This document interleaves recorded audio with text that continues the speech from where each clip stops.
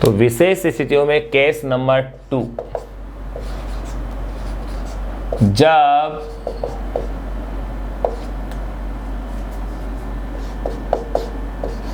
अंतिम प्रतिबिंब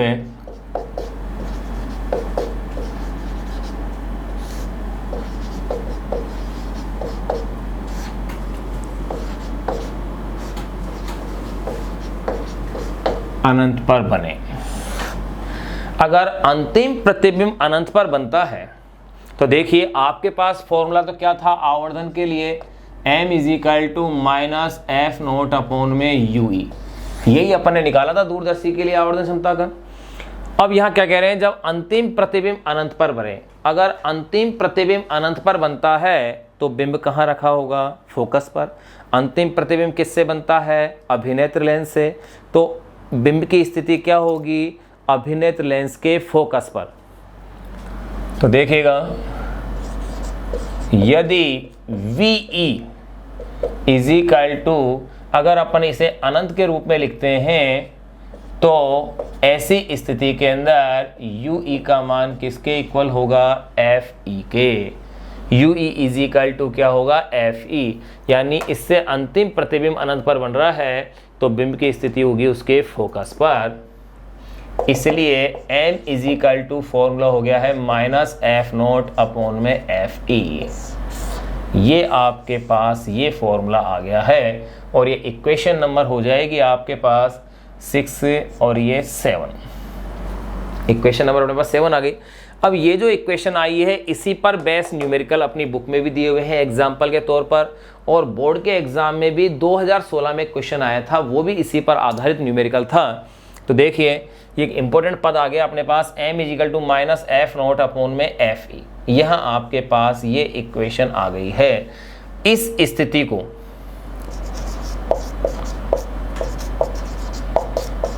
या यूं कह सकते हैं, इस स्थिति में दूरदर्शी सामान्य समायोजन, इस स्थिति में दूरदर्शी सामान्य समायोजन अवस्था में कहलाता है। जब अंतिम प्रतिबिंब कहाँ बन रहा हो, अनंत पर, इसको कहते हैं सामान्य समायोजन अवस्था। अब देखिए इस स्थिति में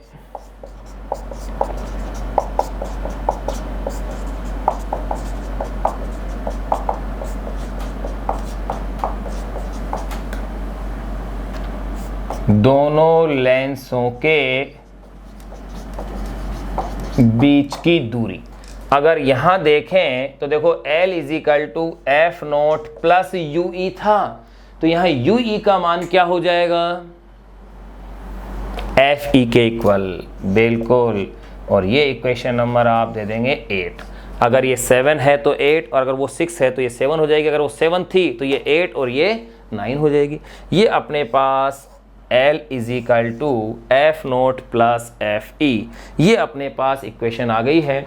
यानी कि यहाँ अपन ने इसका ये फॉर्मूला निकाल लिया है और इन दोनों फॉर्मूलों पर बेस ही न्यूमेरिकल्स हैं।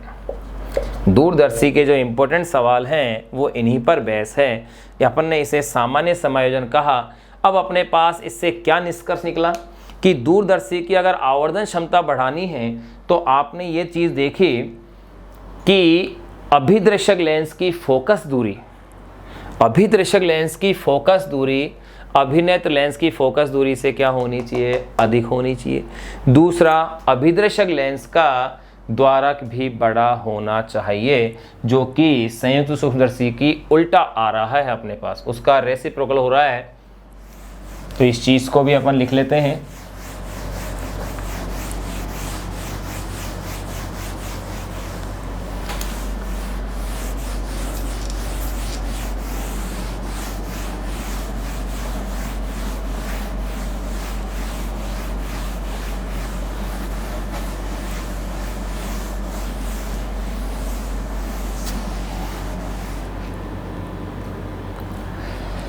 तो देखें, अतः अपवर्ती दूरदर्शी की आवर्धन क्षमता में वृद्धि हेतु, अतः अपवर्ती दूरदर्शी की आवर्धन क्षमता में वृद्धि हेतु नंबर फर्स्ट अभिदृश्यक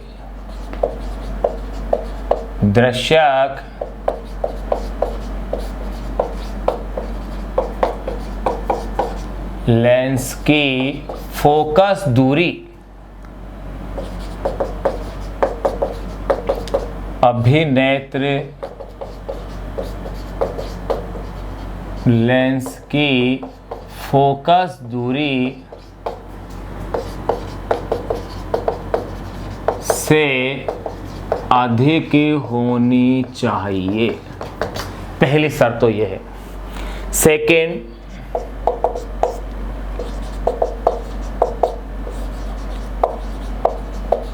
अभिदृश्यक लेंस का द्वारक बड़ा होना चाहिए ताकि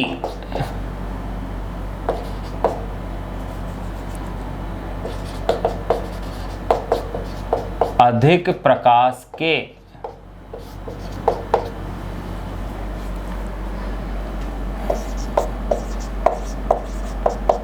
प्रवेशित होने के कारण प्रतिबिंब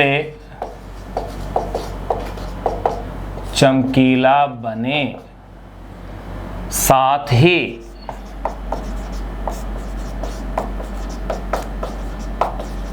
विभेदन क्षमता, ध्यान रहे विभेदन क्षमता के बारे में अपन नेक्स्ट चैप्टर में चर्चा करेंगे पूरी। साथ ही विभेदन क्षमता यानी रिजॉल्विंग पावर, साथ ही विभेदन क्षमता में भी वृद्धि हो। तो देखो अपन ने क्या जाना, अतः अपवर्ती दूरदर्शी की आवर्धन क्षमता में वृद्धि हेतु, अतः अपवर्ती दूरदर्शी की आवर्धन क्षमता में वृद्धि हेतु नंबर फर्स्ट अभिदृश्यक लेंस की फोकस दूरी अभिनेत्र लेंस की फोकस दूरी से अधिक होनी चाहिए। अभिदृश्यक लेंस का द्वारक बड़ा होना चाहिए ताकि अधिक प्रकाश के प्रवेशित होने के कारण प्रतिबिंब चमकीला बने, साथ ही विभेदन क्षमता में भी क्या हो, वृद्धि हो। ये अपन ने सूत्र इनके जान लिए थे। अब अपन संयुक्त सूक्ष्मदर्शी अपन पढ़ चुके हैं, सरल सूक्ष्मदर्शी पढ़ चुके हैं और अपवर्ती दूरदर्शी पढ़ लिए हैं। नेक्स्ट जो कंटेंट्स है वो है परावर्ती दूरदर्शी। ध्यान रहे परावर्ती दूरदर्शी के लिए अपने पास कोई डेरिवेशन नहीं है, इसलिए उसका केवल अपन को किरण चित्र, उसकी बनावट, कार्यविधि को ही जानना है। इसका तात्पर्य ये है कि अपन पहले ये जो कंटेंट्स अपन ने पढ़ लिए हैं सूक्ष्मदर्शी वाले, उन पर आधारित, चाहे वो संयुक्त सूक्ष्मदर्शी हो या दूरदर्शी हो, इन पर आधारित आंकिक प्रश्नों को अपन सोल्व कर लें जो अपनी पाठ्य पुस्तक में दिए हुए हैं।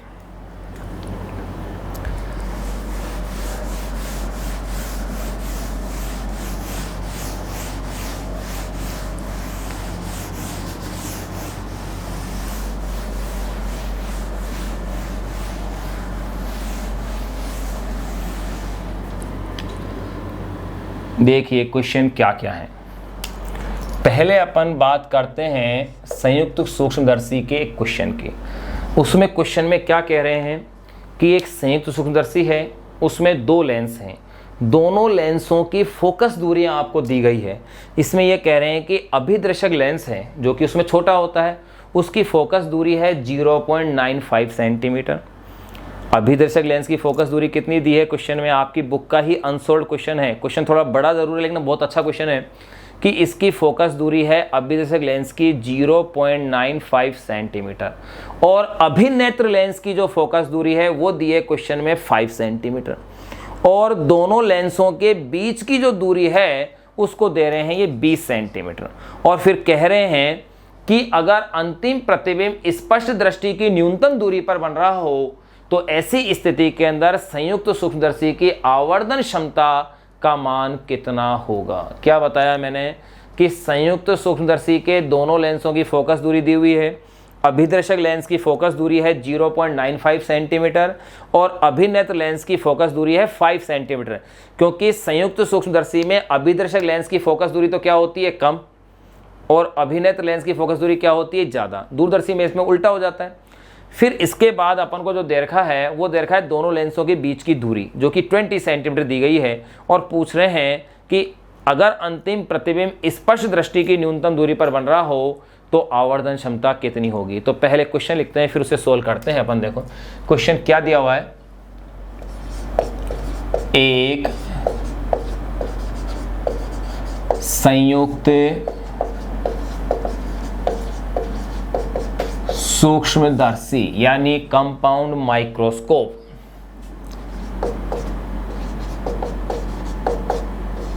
के अभिदर्शक वे अभिनेत्र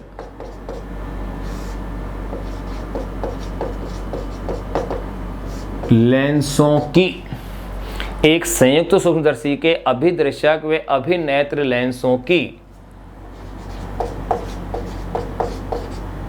फोकस दूरियां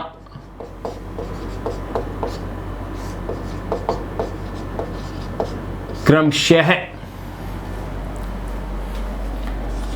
0.95 सेंटीमीटर यानी 1 सेंटीमीटर से भी कम एवं 5 सेंटीमीटर है। तो देख लो, अभिदर्शक लेंस की फोकस दूरी कम है और अभिनेत्र लेंस की फोकस दूरी क्या है, ज़्यादा है। ये आपको दिया है। ये दोनों लेंस,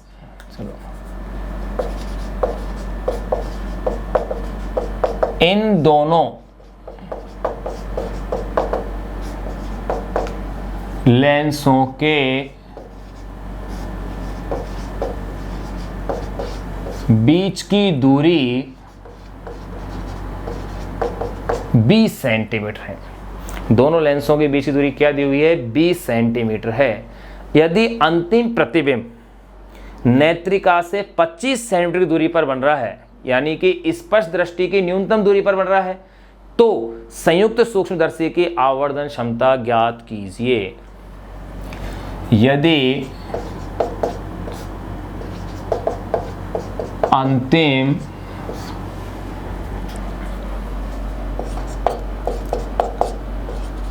प्रतिबिंब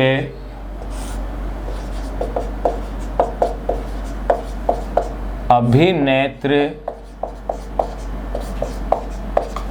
लेंस से 25 सेंटीमीटर की दूरी पर बने तो संयुक्त सूक्ष्मदर्शी की आवर्धन क्षमता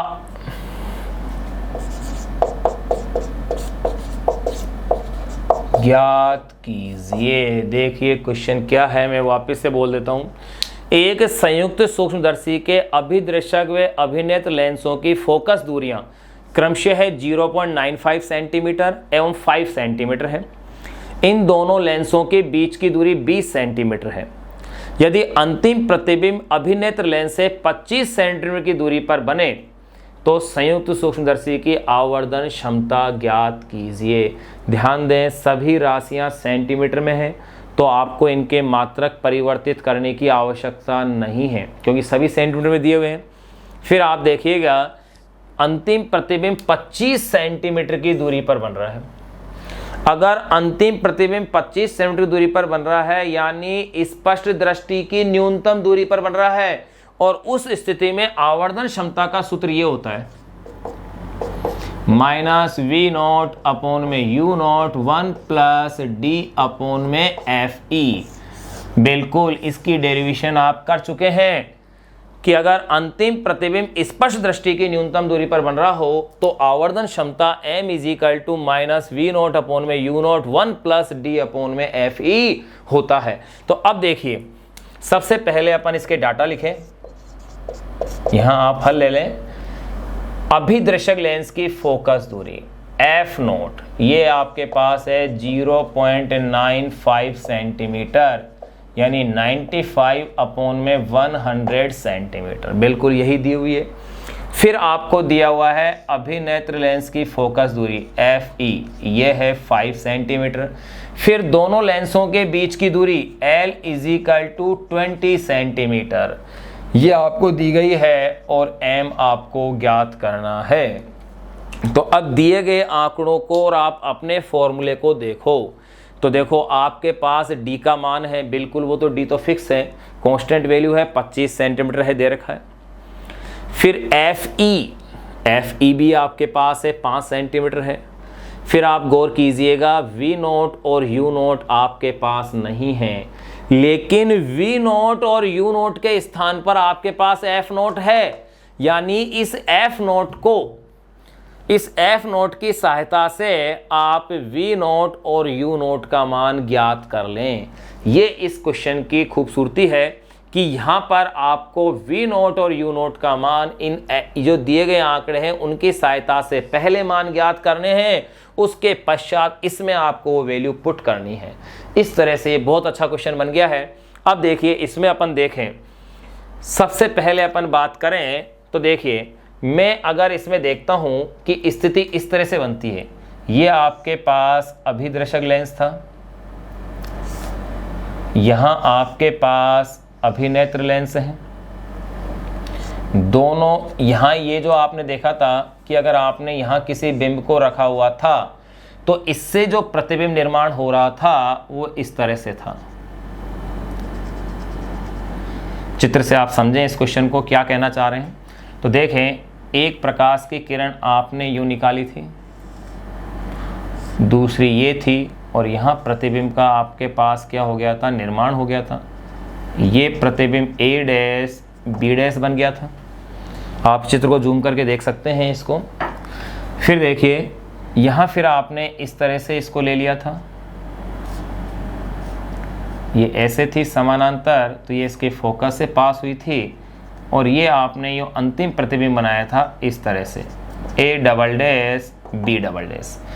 अब यहाँ आपको क्या दिया है, दोनों लेंसों के बीच की दूरी, क्योंकि ये जो दूरी थी ये आपको दी है L, जो कि किसके इक्वल है, V नोट प्लस UE, बिल्कुल ये मान आपको दिया हुआ है। देखो मैं इसको वापस से लिख दूं, capital L = V note plus UE, ये मान आपको यहाँ इस क्वेश्चन में दिया हुआ है 20 सेंटीमीटर, और UE ये वाली दूरी थी। आपको पूरा चित्र याद रहना चाहिए, क्वेश्चन बिल्कुल आसान हो जाएगा। तो देखिए पहले मैं बात करता हूं अभिनेत्र लेंस के लिए, क्योंकि अभिनेत्र लेंस से मेरे पास क्या है, FE का मान मुझे दिया हुआ है, बिल्कुल दिया हुआ है, और VE का मान भी दे रखा है -25 सेंटीमीटर, क्योंकि अंतिम प्रतिबिंब किससे बनता है, अभिनेत्र लेंस से ही तो बनता है। तो इससे मेरे पास UE का मान आ जाएगा। बोले सर UE तो इसने पूछा ही नहीं है इस क्वेश्चन में, क्या करेंगे उसका। अरे भाई UE नहीं पूछा है, लेकिन आपको इसने L दे रखा है, और L = V note plus UE है। L आपके पास है, UE आपने ज्ञात कर लिया तो V नोट का मान ज्ञात हो जाएगा, इसकी तो जरूरत है आपको। और अगर V नोट आपने ज्ञात कर लिया है तो U नोट भी ज्ञात हो जाएगा लेंस सूत्र से। अभिदर्शक लेंस के लिए लेंस सूत्र लगाएंगे तब। तो देखिए अब इसे अपन सोल्व करते हैं।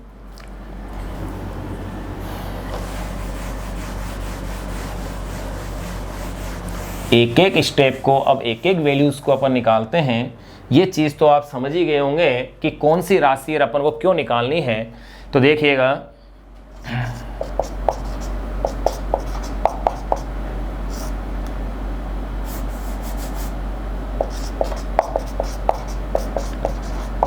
लेंस सूत्र 1/V माइनस 1/U = 1/F से अभिनेत्र लेंस के लिए, अगर अभिनेत्र लेंस के लिए आप इसको अप्लाई करते हैं तो देखिए V क्या है, अंतिम प्रतिबिंब की स्थिति, अंतिम प्रतिबिंब की स्थिति यानी कि -25 माइनस, फिर आपको लेना है UE। ध्यान रहे जो अज्ञात राशि है फॉर्मूले में वो चिन्ह सहित अपने आप आ जाएगी, चिन्ह लगाएं आप, यू ई का मान अपने आप ही नेगेटिव आ जाएगा। फिर आते हैं एफ, एफ किसकी, अभिनेत्र लेंस की फोकस दूरी कितनी है आपके पास, 5। ये लो, अब आप इसकी साधारण गणित हल कर लें, -1 अपॉन में यू ई, 1 अपॉन में 5, ये इधर आगे प्लस हो जाएगा, 1 अपॉन में 25 -1 अपॉन में यू ई, एलसीएम ले लिया आपने 25, तो ये हो गए 5 + 1। मैं इसको आगे स्टेप यहाँ ले रहा हूँ, इसके बाद -1 अपॉन में u e is equal to, ये हो गया है 6 अपॉन में 25, या आप कह सकते हैं u e is equal to 25 upon में 6 सेंटीमीटर, और साइन आ जाएगा नेगेटिव का। वापिस से आप देखें, अभिनेत्र लेंस के लिए बात कर रहे थे, v की वैल्यू -25, ये अपना आप चिन्ह सहित आ जाएगा, इसलिए अपने छोड़ दिया है। f की वैल्यू 5 सेंटीमीटर दी हुई है अभिनेत्र लेंस के लिए, ये 5 सेंटीमीटर है। -1 अपॉन में u is equal to 1 upon में f, ये +1 अपॉन में 25, -1 अपॉन में u e, 25 एलसीएम हुआ, 5 + 1, यानी कि -1 अपॉन में u e is equal to 6 upon में 25, तो u e is equal to -25 upon में 6 सेंटीमीटर। यू ई मेरे पास आ गया है। अब देखिए, आप क्या जानते हैं, L इज इक्वल टू, ये जो इसमें अपने पास फॉर्मूला था कंपाउंड माइक्रोस्कोप के लिए, वो था V नोट का परिमाण प्लस यू ई का परिमाण। यहाँ नेगेटिव चिन्ह का महत्व नहीं है, यहाँ अपन मॉडुलस उसका परिमाण ले लिया है। तो अब देखिए, इस फॉर्मूले से L की वैल्यू कितनी है, 20 है। V नोट आपको फाइंड आउट करना है, यू ई की वैल्यू है आपके पास 25 अपॉन में 6, सॉरी V नोट तो कैलकुलेट करना है। तो देखिए 20 is equal to V + 25 upon में 6, फिर आप आगे आए, V is equal to 20 - 25 upon में 6, V इज इक्वल टू 6 को आपने एलसीएम लिया हुआ है, तो ये कितना हो जाएगा, 120 - 25, यानी कि V इज इक्वल टू हो गया है 95 अपॉन में 6। भाई 120 में से 25 घटा दीजिए आप, 95 अपॉन में 6 सेंटीमीटर। ये V की वैल्यू भी आ गई, अपने आप चिन्ह सहित आ गई कि V का मान प्लस में आता है, तो प्लस में आ गया। अब आपके पास यहाँ आप क्या देख रहे हैं, V नोट की वैल्यू भी आपके पास आ गई है जो कि प्लस में है। अगर V नोट आपके पास आ गया है तो U नोट भी कहाँ बचेगा। अगर V नोट आ गया है तो किसका मान निकाला जा सकता है, U नोट का। अब पुनः अपन लेंस सूत्र का उपयोग करेंगे और अभिदर्शक लेंस के लिए U नोट का मान निकाल लेंगे। तो देखिए, पुनः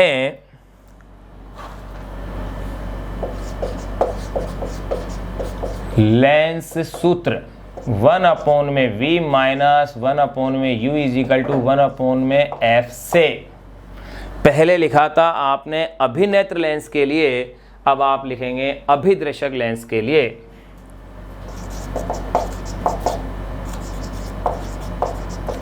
से अभिदर्शक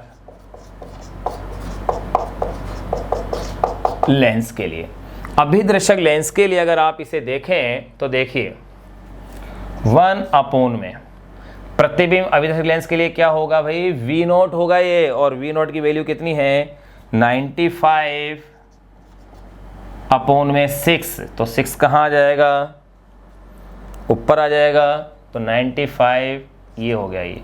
फिर U, ये तो अपने आप ही चिन्ह सहित आ जाएगा क्योंकि ये तो ज्ञात करना है आपको, इज इक्वल टू 1 अपॉन में, अब फोकस दूरी किसकी आएगी, अभिदर्शक लेंस की, यानी कि F नोट जो है 95 अपॉन में 100, तो 95 यहाँ आ गया और 100 यहाँ आ गया।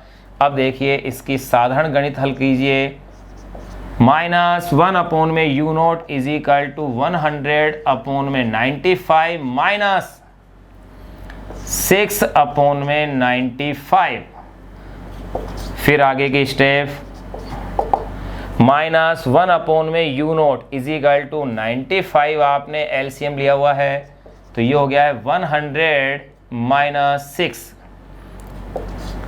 माइनस 1 में यू नोट,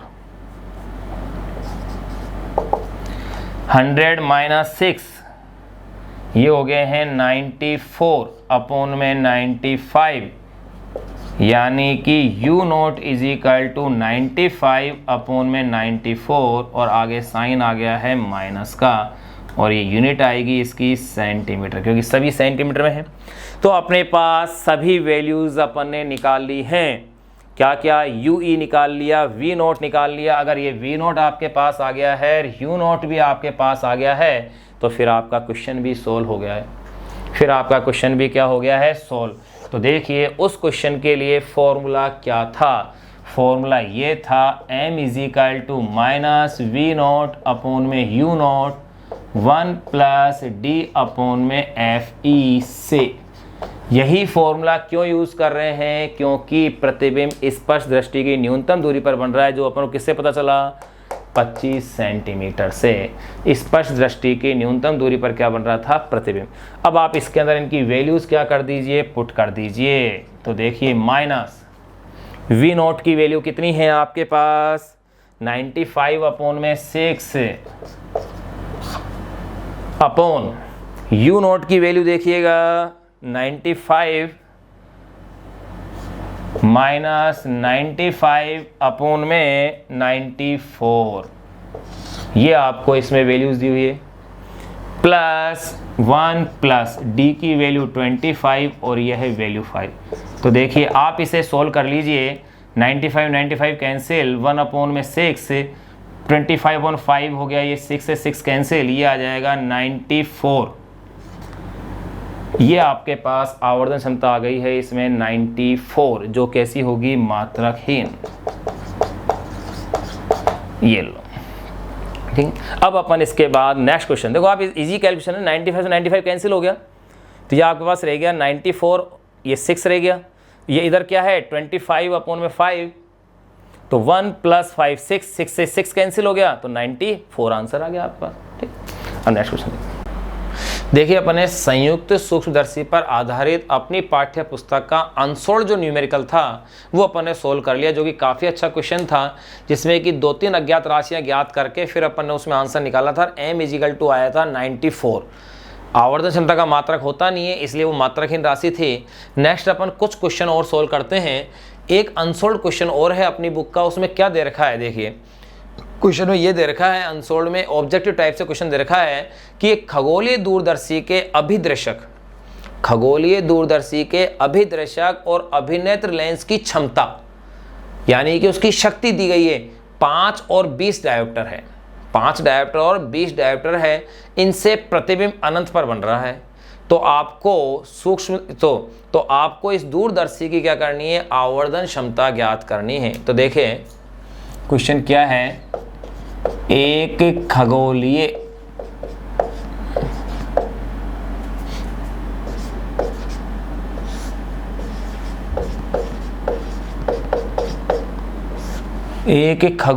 दूरदर्शी के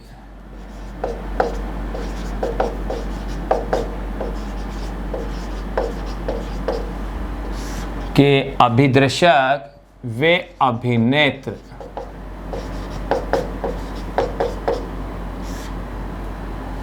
एक खगोलीय दूरदर्शी के अभिदर्शक व अभिनेत्र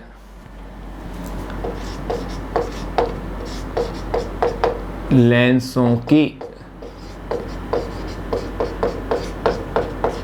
क्षमताएं क्रमशः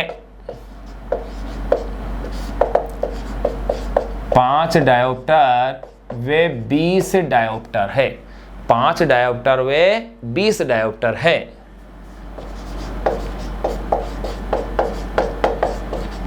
इन लेंसों से प्रतिबिंब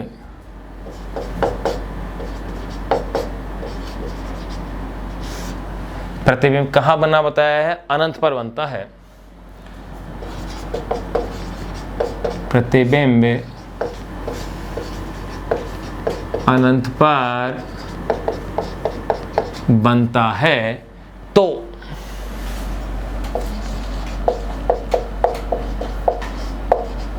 खगोलीय दूरदर्शी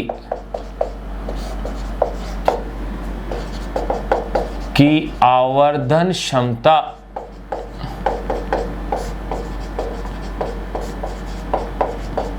क्या होगी? ये आपको क्वेश्चन दिया हुआ है। अब इसे अपन सोल्व करते हैं। ध्यान रहे, प्रतिबिंब अनंत पर बन रहा है, यानी कि इसको कहते हैं सामान्य समायोजन अवस्था, या सामान्य समायोजन अवस्था कहते थे, तब भी मतलब यही था कि प्रतिबिंब कहाँ बन रहा है? अनंत पर बन रहा है। अब इस स्थिति के लिए अपन बात करें तो देखो क्या क्या दिया हुआ है। अभिदृश्यक और अभिनेत्र लेंस की क्षमताएं दी हैं 5 डायोप्टर और 20 डायोप्टर, यानी कि पी नोट, पी का मीन्स क्या है? पावर, भाई जो डायोप्टर में शो की गई है। तो अभिदृश्यक लेंस की पावर दी है इन्होंने 5 डायोप्टर। तो भैया इसकी अपन फोकस दूरी ज्ञात कर सकते हैं, क्योंकि मैंने बता रखा है शक्ति है क्या लेंस की? लेंस की फोकस दूरी का व्युत्क्रम, यानी कि f nought is equal to 1 में पी नोट। अगर ये डायोप्टर में है और अगर आपको ये मीटर में चाहिए तो ये f nought is equal to 1 में पी नोट। तो देखिए ये हो जाएगा 1 में एफ मीटर में, और अगर आप इसे सेंटीमीटर में चेंज करना चाहें और अगर सीधा ही सेंटीमीटर में चाहें तो f nought is equal to 100 में पी नोट ले दें, तो 100 में 5, तो ये हो जाएगा आपके पास 20 सेंटीमीटर। सेंटीमीटर के रूप में लेंगे तब ये 20 सेंटीमीटर आ जाएगी।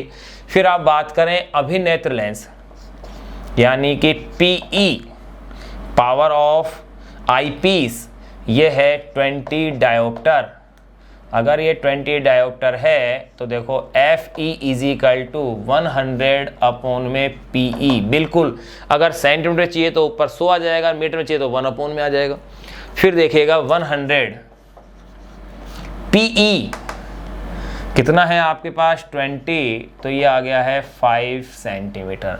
और आपने पढ़ रखा है कि खगोलीय दूरदर्शी या अपवर्तक दूरदर्शी के अंदर अभिदर्शक लेंस की फोकस दूरी क्या होती है? ज़्यादा, और अभिनेत्र लेंस की क्या होती है? कम। अब आपसे पूछा क्या है इसने? आवर्धन क्षमता। तो आवर्धन क्षमता m इज इक्वल टू, अनंत वाली स्थिति में देखो m is equal to minus f nought upon में एफ ही था अनंत वाली स्थिति में।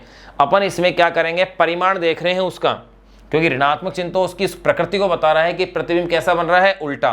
तो देखो m के मॉडुलस ले लिया है तो ये हो गया है एफ नोट अपॉन में एफ ई से।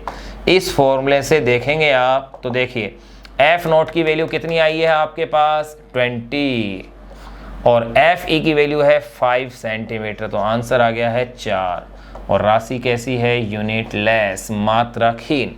एक क्वेश्चन ये अपने पास इसका सोल्व हो गया है।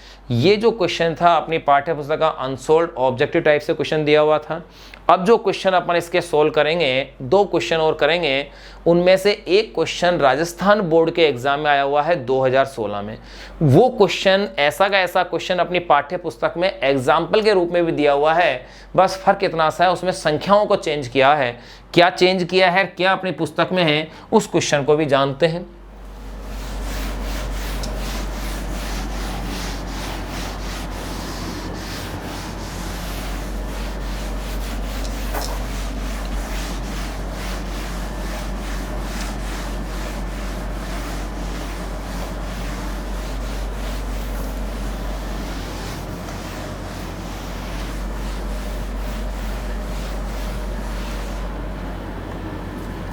देखिए भाई नेक्स्ट क्वेश्चन जो अपन सोल्व कर रहे हैं वो क्वेश्चन क्या है?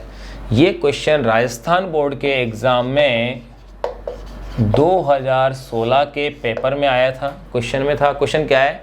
एक दूरदर्शी की आवर्धन क्षमता 8 है। आवर्धन क्षमता 8 है और जब इसे समांतर किरणों के लिए समंजित करते हैं, यानी कि सामान्य अवस्था वाली स्थिति, यानी प्रतिबिंब कहाँ बन रहा हो? अनंत पर, तो नेत्रिका और अभिदर्शक लेंस के बीच की जो दूरी है वो आती है 18 सेंटीमीटर। आपको अभिदर्शक और अभिनेत्र लेंस की फोकस दूरियां ज्ञात करनी है। तो देखिएगा क्वेश्चन में क्या है? एक दूरदर्शी की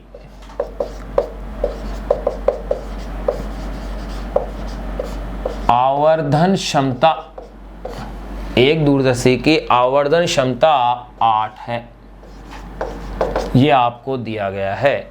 जब इसे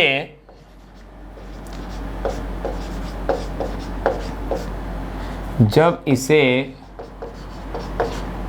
समांतर किरणों के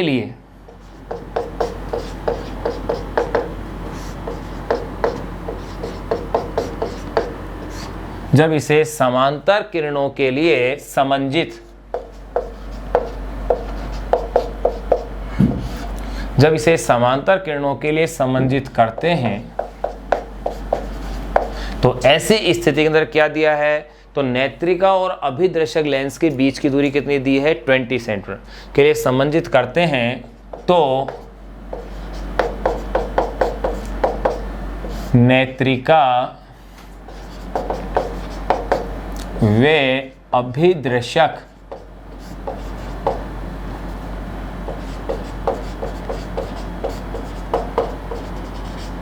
लेंस के बीच की दूरी, क्या कहा, एक दूरदर्शी की आवर्धन क्षमता 8 है। जब इसे समांतर किरणों के लिए समंजित करते हैं तो नेत्रिका व अभिदर्शक लेंस के बीच की दूरी 18 सेंटीमीटर है। बीच की दूरी 18 सेंटीमीटर है, ये आपको दिया हुआ है। दोनों लेंसों की फोकस दूरी ज्ञात कीजिए।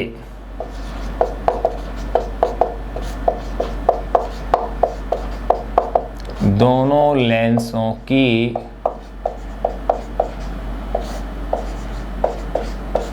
फोकस दूरी ज्ञात कीजिए। ये आपके पास क्वेश्चन है जो कि राजस्थान बोर्ड 2016 के पेपर में, क्वेश्चन पेपर में आया था। अब इसे एक सॉल्व करते हैं।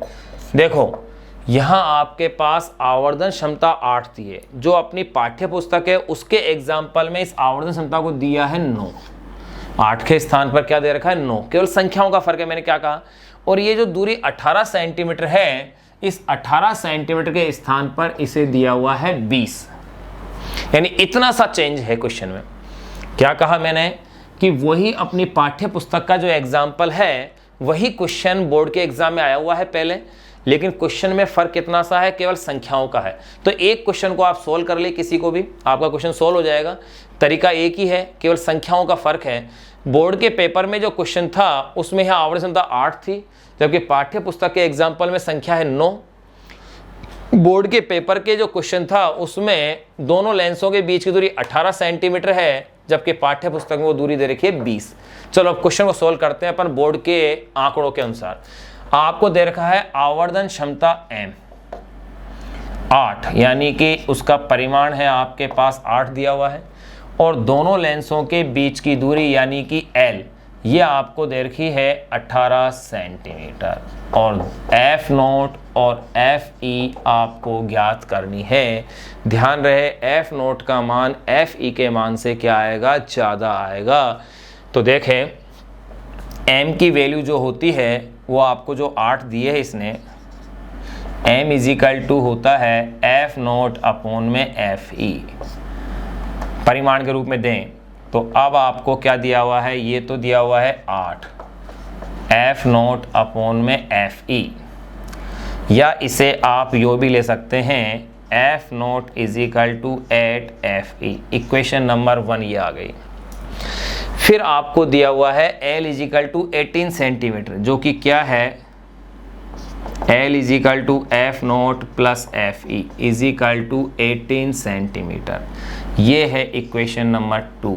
अब आप देखो यहाँ से F0 की वैल्यू इसमें रख दीजिए। कैसे भी सोल्व कर सकते हैं, इजी क्वेश्चन है। अगर यहाँ से F0 की वैल्यू इसमें रखते हैं तो पहले FE ज्ञात हो जाएगा, और अगर FE की वैल्यू रखते हैं तो F0 ज्ञात हो जाएगा।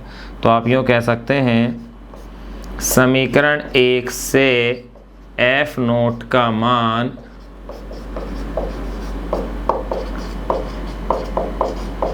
समीकरण 2 में रखने पर, समीकरण 1 से अगर आप F0 का मान समीकरण 2 में रखते हैं तो आपके पास F0 की वैल्यू तो क्या रखी है आपने, 8 F0 प्लस, फिर किसकी वैल्यू रख रहे हैं आप, F0 सॉरी, आप देखिए F0 की वैल्यू क्या है, 8 FE प्लस FE = 18 तो ये हो गए हैं 9FE इज इक्वल टू 18, तो FE इज इक्वल टू आ गया है 2 सेंटीमीटर। तो FE यानी अभिनेत्र लेंस की फोकस दूरी कितनी है? 2 सेंटीमीटर, इसका मतलब वो 16 हो जाएगी। अब आप जो है FE का मान किसी भी समीकरण में रख करके इस मान को आप निकाल सकते हैं, किसी भी इक्वेशन में रख लें आप, चाहे तो 1 में रख दें FE का मान, या फिर समीकरण 2 में रख दें, आपके आंसर आ जाएंगे। तो देखो FE का मान समीकरण 1 में रखने पर, अगर समीकरण 1 में रखते हैं तो ये हो जाता है F nought is equal to 8 into FE का मान है 2, तो F nought is equal to 16 centimetre. ये अपने पास दोनों वैल्यू आ गई, यानी अभिदर्शक लेंस की फोकस दूरी 16 सेंटीमीटर और अभिनेत्र लेंस की फोकस दूरी 2 सेंटीमीटर आ गई। ये क्वेश्चन सोल्व हो गया। इसी क्वेश्चन को आप इन संख्याओं में भी हल करके देखें, 8 की जगह 9 लेकर के और 18 की जगह 20 लेकर के आप अपनी पाठ्य पुस्तक के इस एग्जाम्पल को भी सोल्व करके देखें। फिर इसके बाद अपन नेक्स्ट अगला क्वेश्चन देखते हैं, वो क्या है देखिएगा, वो भी अपनी पुस्तक का ही एग्जाम्पल है, उसको भी अपन सोल्व करते हैं और आप आंसर की भी जांच कर सकते हैं। भाई 2 और 16 8 आ रहे हैं, बिल्कुल सही है। फिर m is equal to F nought upon में E 16/2 8 आना चाहिए, वो भी सही है। इसमें आंसर की भी जांच हो गई आपकी इस क्वेश्चन में।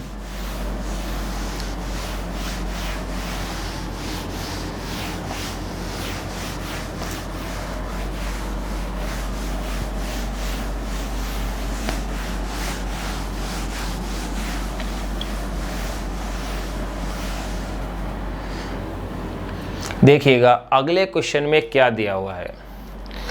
एक खगोलीय दूरदर्शी जो है, अपनी पुस्तक का एग्जाम्पल है, एक खगोलीय दूरदर्शी की रचना सामान्य समायोजन में आवर्धन क्षमता 50 के लिए की जानी है। सामान्य समायोजन अवस्था यानी कि प्रतिबिंब कहाँ बन रहा है? अनंत पर बन रहा है, उसके लिए की जानी है। और आवर्धन क्षमता कितनी बता रहे हैं क्वेश्चन में? 50 है। यदि नलिका की लंबाई 102 सेंटीमीटर है, यानी L की वैल्यू 102 सेंटीमीटर है, तो अभिदर्शक और नेत्रिका की क्षमता क्या है? यानी कि आपसे क्वेश्चन के अंदर ये फोकस दूरी ज्ञात करवा रहे हैं दोनों की, बिल्कुल सही है।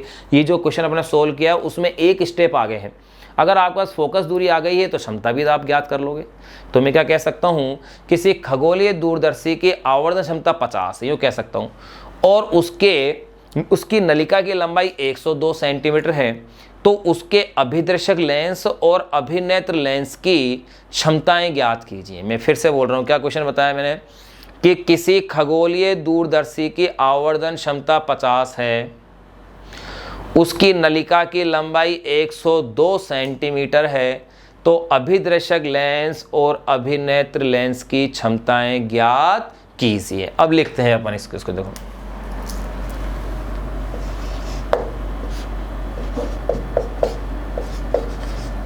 किसी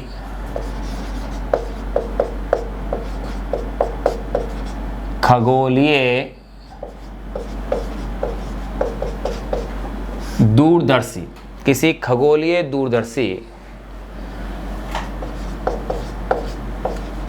को जब किसी खगोलीय दूरदर्शी को जब सामान्य समायोजन किसी खगोलीय दूरदर्शी को जब सामान्य समायोजन की स्थिति में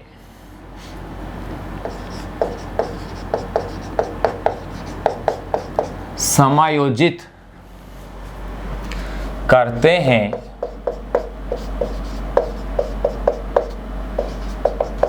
तो आवर्धन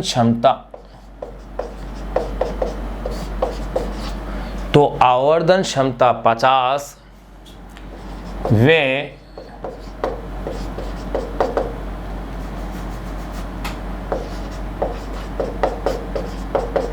वे नलिका की लंबाई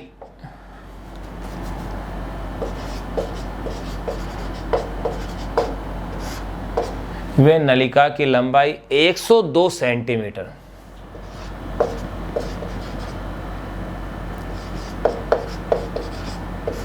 होती है तो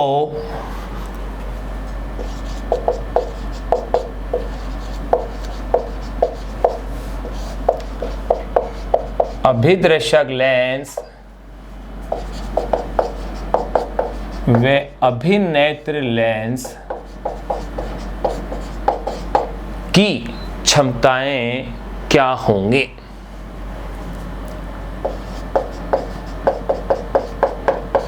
की क्षमताएं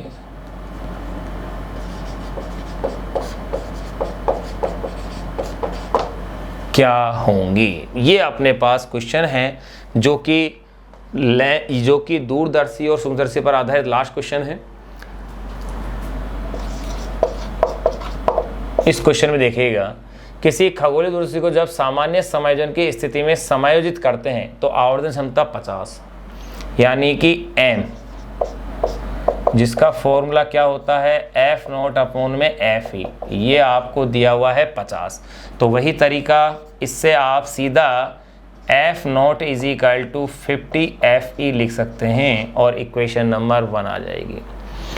फिर क्या कह रहे हैं, नलिका की लंबाई यानी कैपिटल L = F0 + Fe, ये आपको दी है इसने 102 सेंटीमीटर और समीकरण नंबर ये हो गई 2। वही तरीका समीकरण 1 से F0 का मान इसमें रख दीजिए। तो दोनों की अगर फोकस दूरी आपके पास आ जाती है तो इनकी क्षमताएं भी ज्ञात हो जाएंगी। तो देखिए,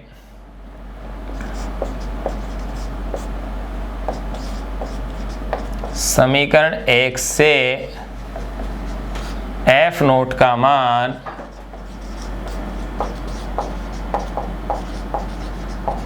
समीकरण 2 में रखने पर, समीकरण 2 में अगर आप इस मान को रखते हैं तो F0 का मान हो गया है 50 Fe प्लस Fe = 102, यानी कि Fe और ये हो गया है 51 Fe = 102।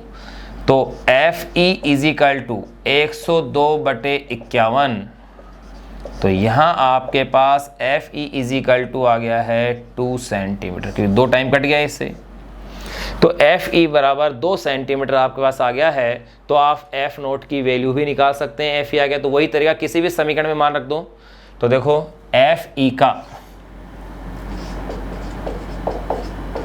Fe का उपरोक्त मान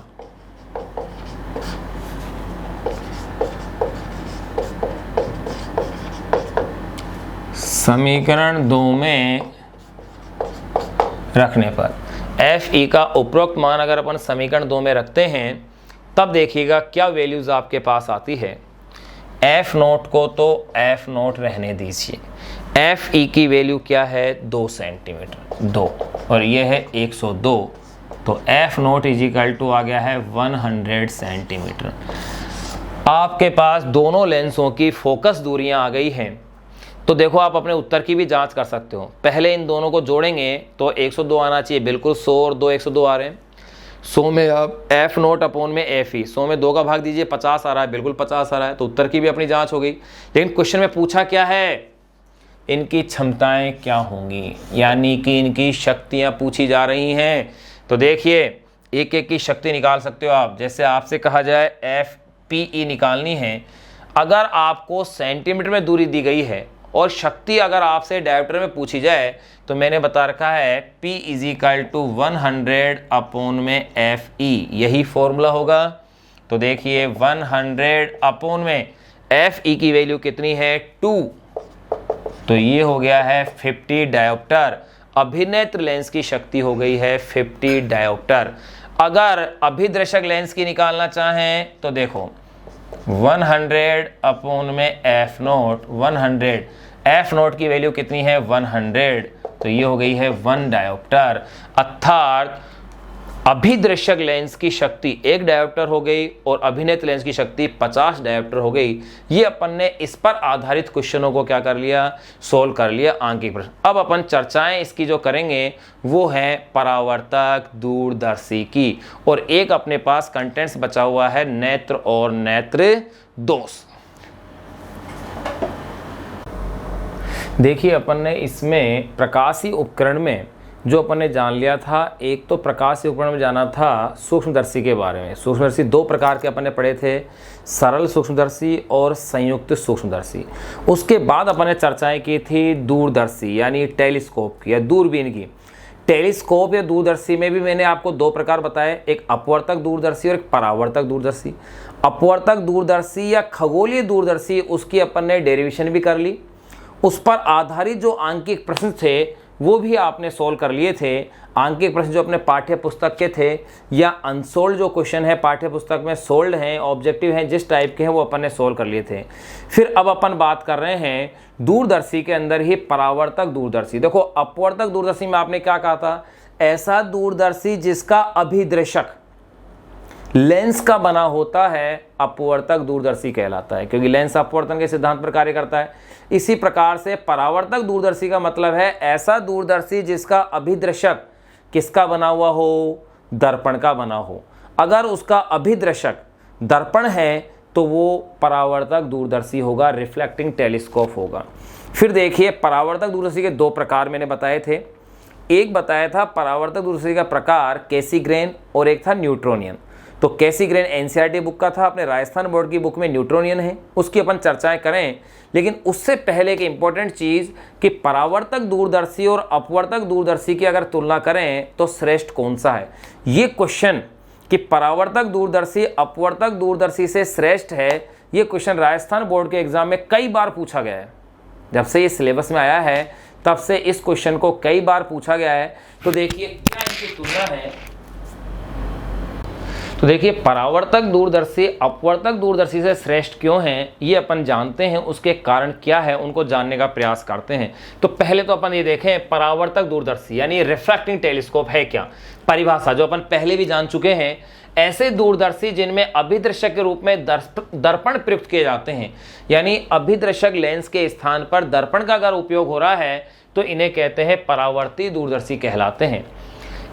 इसमें दर्पण को यूज करने के क्या लाभ हैं, देखो पहला जो लाभ होता है वो लाभ ये होता है कि जो लेंस होता है उस लेंस में एक दोष पाया जाता है जिसे बोलते हैं वर्ण विपथन। वर्ण विपथन दोष होता क्या है कि जब किसी श्वेत वस्तु है, श्वेत वस्तु के लिए अपन देखें या श्वेत प्रकाश देखें तो 7 रंगों से मिलकर के वो क्या है, बना हुआ होता है।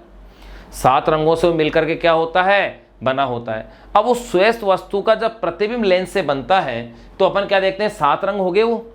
और आप जानते हैं लेंस के लिए प्रत्येक रंग के लिए फोकस दूरी अलग अलग होती है। अपन लेंस मेकर फॉर्मूले में जान चुके थे, 1/f = μ - 1, 1/r1 - 1/r2। जो लेंस मेकर फॉर्मूला आया था उसमें म्यू आ रहा था अपवर्तनांक, और अपवर्तनांक प्रकाश की तरंग दैर्ध्य पर भी निर्भर करता है। ये चीज़ अपन डिस्कस कर चुके थे। इसका मतलब हर रंग के लिए फोकस दूरी अलग अलग होगी, तो श्वेत वस्तु का जो लेंस से जो प्रतिबिंब बनेगा वो अस्पष्ट बनेगा।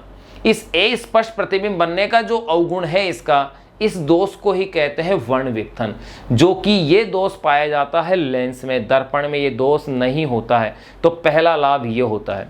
दूसरा, लेंस के अंदर जो है गोलीय विपथन का एक दोष और पाया जाता है। ये दोष दर्पण में भी होता है, लेकिन परावर्तक दूरदर्शी में इस दोष को दूर करने के लिए परवलयाकार दर्पण का उपयोग करके इस दोष को दूर कर दिया जाता है, इस दोष को हटा दिया जाता है।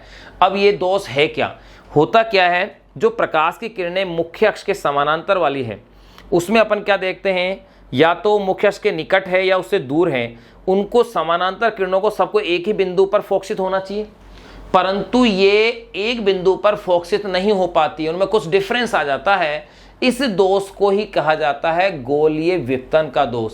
इसे दूर करने के लिए परवलयाकार दर्पण का उपयोग कर लिया जाता है। तीसरा फर्क क्या है, तीसरा लाभ यह है कि परावर्तक दूरदर्शी में जो प्रतिबिंब बनता है वो अपवर्तक दूरदर्शी से बने प्रतिबिंब की तुलना में अधिक चमकीला होता है, यानी उसमें स्पष्टता अधिक होगी। तो देखिए एक बार इनको पढ़ के अपन देख लें। परावर्तक दूरदर्शी, ऐसे दूरदर्शी जिनमें अभिदृशक के रूप में दर्पण प्रयुक्त किए जाते हैं परावर्ती दूरदर्शी कहलाते हैं, जिसके निम्न लाभ हैं। क्या क्या लाभ है, पहला, परावर्तक दूरदर्शी से बने प्रतिबिंब में वर्ण विपतन वर्ण विपतन का मीन्स क्या है? लेंस द्वारा निर्मित श्वेत वस्तु का प्रतिबिंब प्राय रंगीन यानी कलर्ड और अस्पष्ट होता है। प्रतिबिंब के इस दोष को वर्ण विपतन कहते हैं। इसका वर्ण विपतन का दोष होता है, जबकि अपवर्तक दूरदर्शी से बने प्रतिबिंब में ये दोष है। यानी कि देखो, परावर्तक दूरदर्शी से बने प्रतिबिंब में वर्ण विपतन का दोष नहीं होता है, क्योंकि उसके अंदर दर्पण है, इसलिए वर्ण विपतन का दोष उसमें होगा ही नहीं। लेकिन अपवर्तक दूरदर्शी से बने प्रतिबिंब में ये दोष होगा। क्यों होगा? क्योंकि उसके अंदर लेंस का उपयोग हो रहा है और लेंस की फोकस दूरी हर रंग के लिए अलग अलग है। सेकंड दोष देखें तो यहां अपन ने एक दोष जो देखा वो था वर्ण विपतन, जो लेंस के अंदर पाया जा रहा है। दर्पण के अंदर ये दोष है नहीं, इसको ध्यान रखना है। फिर आपने देखा परावर्तक दूरदर्शी में परवलयाकार दर्पण का उपयोग करके प्रतिबिंब में गोलीय विपतन के दोष को दूर कर लिया जाता है। तो गोलीय विपतन है क्या? किसी गोलीय सतह के मुख्य अक्ष के निकट तथा दूर की सभी किरणें एक ही बिंदु पर फोकसित नहीं होती है। एक ही बिंदु पर फोकसित नहीं होती है, बल्कि परावर्तन या अपवर्तन के बाद, यानी कि ये दोष दर्पण और लेंस दोनों में पाया जाता है। परावर्तन या अपवर्तन के बाद विभिन्न बिंदुओं पर क्या होती है? फोकसित होती है, जिससे अक्ष पर बिंदु वस्तु का अस्पष्ट प्रतिबिंब बनता है। लेंस के इस दोष को ही गोलीय विपतन कहते हैं। इस दोष को दूर कैसे करते हैं? परवलयाकार दर्पण का उपयोग करके। तीसरा है परावर्तक दूरदर्शी में प्रतिबिंब अपवर्तक दूरदर्शी की अपेक्षा कैसा बनता है? चमकीला बनता है। ये तीन दोष अपन ने इसके जान लिए हैं। और ये देखो इंपॉर्टेंट टॉपिक इसलिए होने को तो इजी है, लेकिन राजस्थान बोर्ड के एग्जाम में इसको बहुत बार पूछा गया है कि परावर्तक दूरदर्शी अपवर्तक दूरदर्शी श्रेष्ठ क्यों है? कोई से 2 कारण बताइए, 3 बताइए, जो भी है कारण बार बार इसका पूछा गया है, तो ये आपको अच्छे से याद रहना चाहिए। कुछ कारण और अपन इसके जानते हैं।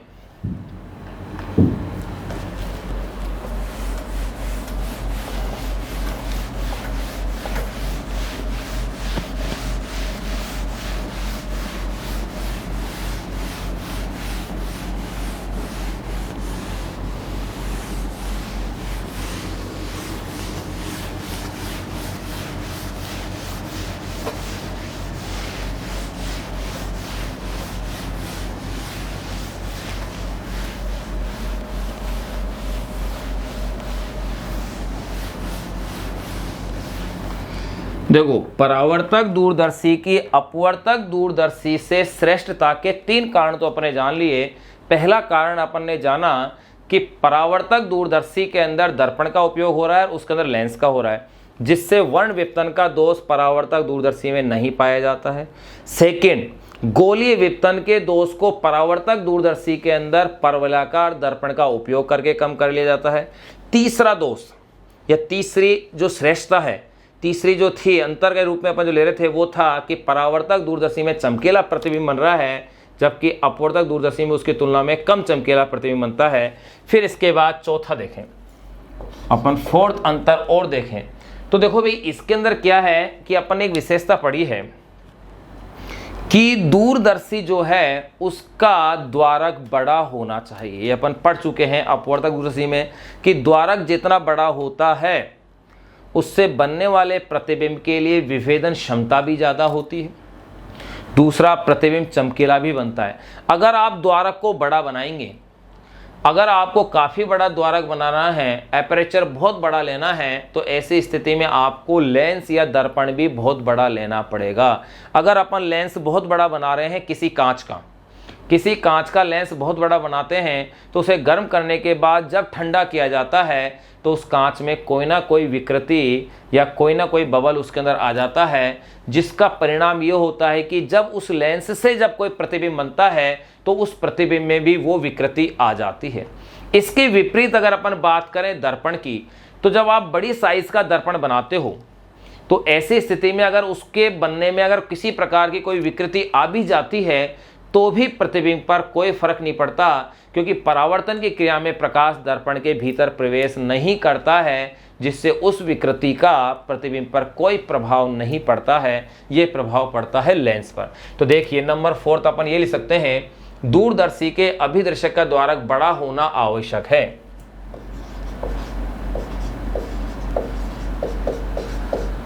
दूरदर्शी के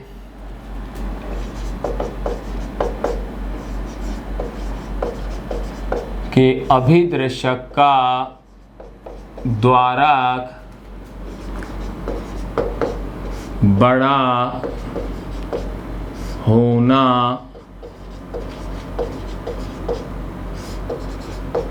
आवश्यक है। पहली बात तो ये अपने जान ली। क्यों आवश्यक है? क्योंकि ताकि ज़्यादा से ज़्यादा प्रकाश उसमें आ सके, विवेदन क्षमता बढ़ सके, आवश्यक है। परंतु बड़े द्वारक का लेंस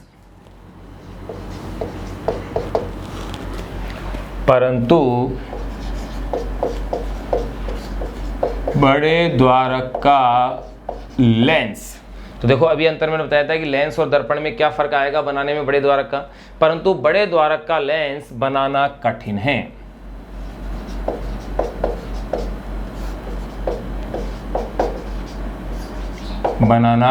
है। क्योंकि क्या कारण है देखिए, क्योंकि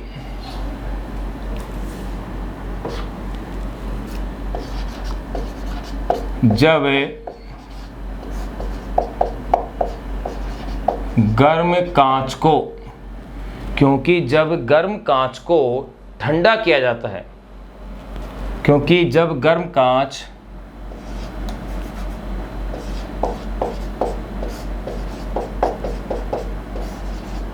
ठंडा होता है तो उसमें विकृति आ जाती है।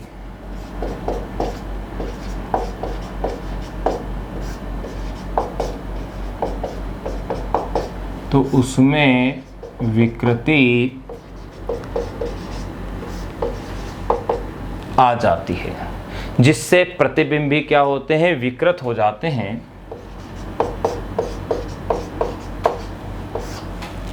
जिससे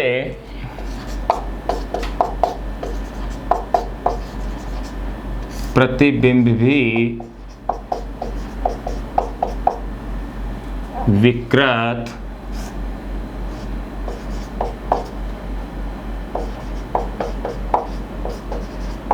हो जाते हैं, उसमें विकृति आ जाती है, जिससे प्रतिबिंबी क्या होते हैं? विकृत हो जाते हैं। लेकिन दर्पण द्वारा बने प्रतिबिंब पर कांच के भीतर की विकृति का कोई प्रभाव नहीं पड़ता है। दर्पण द्वारा बने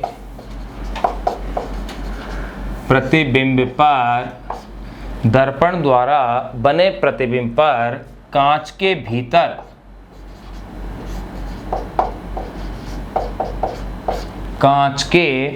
भीतर किसी भी तरह की विकृति हो उसका कोई प्रभाव नहीं पड़ता है। दर्पण द्वारा बने प्रतिबिंब पर कांच के भीतर की विकृति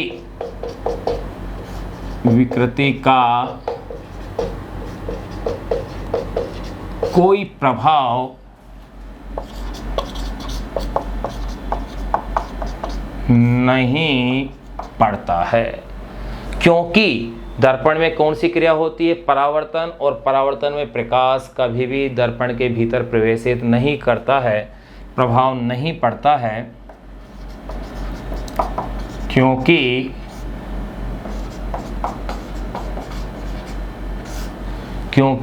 परावर्तन की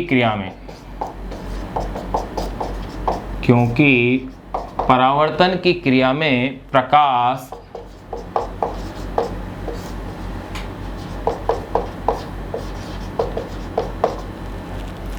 कांच के भीतर प्रवेश नहीं करता है। ये अपन ने जान लिया है। तो देखिए अपन ने 4 जान लिए हैं, 5वां और लिख देते हैं कि दर्पण यूज़ करने का फ़ायदा क्या है। 5वां देखें, अगर आप लेंस को बहुत बड़े आकार का बनाएंगे और उसी आकार का दर्पण बनाते हैं तो सेम आकार होने पर लेंस का जो भार होगा वो दर्पण के भार की तुलना में बहुत ज़्यादा होगा। अर्थात लेंस को दर्पण की तुलना में यांत्रिक सहारा देने की क्या पड़ेगी, आवश्यकता। तो यह भी एक परावर्तक दूरदर्शी का लाभ है। तो देखिए 5वां लिख लेते हैं।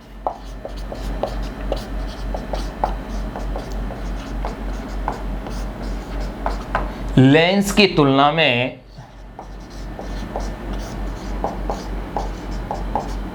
दर्पण का भार काफी कम होता है।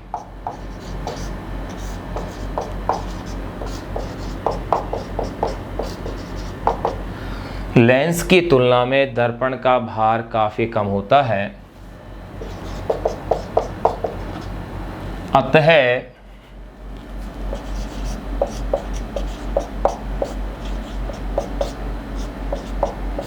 इसके लिए यांत्रिक सहारा देने की समस्या नहीं होती है।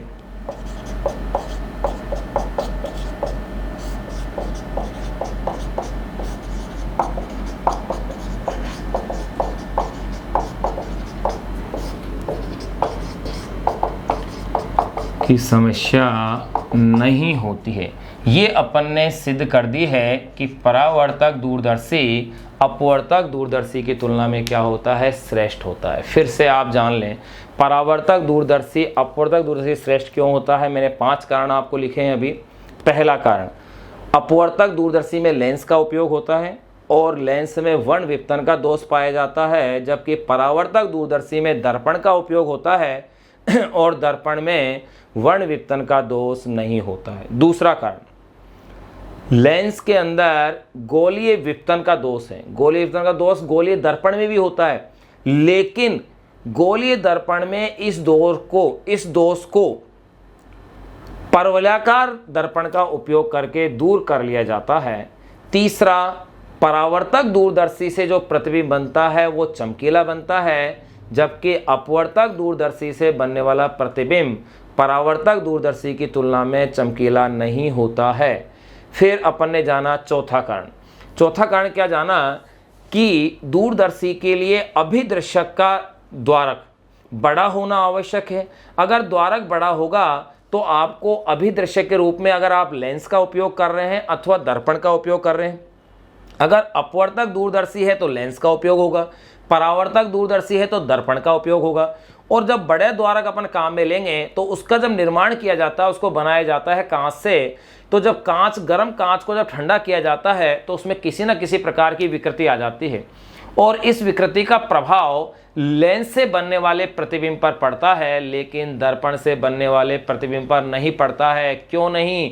क्योंकि दर्पण में प्रकाश उसके भीतर प्रवेशित नहीं होता है। फिर 4 के बाद 5वां और श्रेष्ठता का कारण अपन जाने तो वो ये आता है कि जो समान साइज के अगर लेंस और दर्पण है तो उनकी अगर तुलना की जाए तो लेंस का भार दर्पण के भार की अपेक्षा क्या होता है, ज़्यादा होता है। लेंस का भार दर्पण के भार की अपेक्षा ज़्यादा होता है, यानी लेंस को यांत्रिक सहारे की अधिक आवश्यकता पड़ती है ने कि दर्पण को। तो ये अपन ने इसमें कंपैरिजन कर लिया कि कौन किससे श्रेष्ठ है। अब अपन जानेंगे इसके अंदर, अब इसमें अपन जानेंगे कि परावर्तक दूरदर्शी के रूप में जो न्यूट्रोनियन दूरदर्शी आपके दिया हुआ है और एक आपके दे रखा है, न्यूट्रोनियन दूरदर्शी आपके कोर्स में दिया हुआ है, दूसरा है कैसीग्रेन जो कि एनसीईआरटी में है, तो अपन इसमें न्यूट्रोनियन दूरदर्शी को ही पढ़ेंगे। उसकी कोई डेरिवेशन अपने कोर्स में नहीं है, केवल उसकी बनावट है और उससे किरण चित्र को अपन को उसकी क्रियाविधि को समझना है।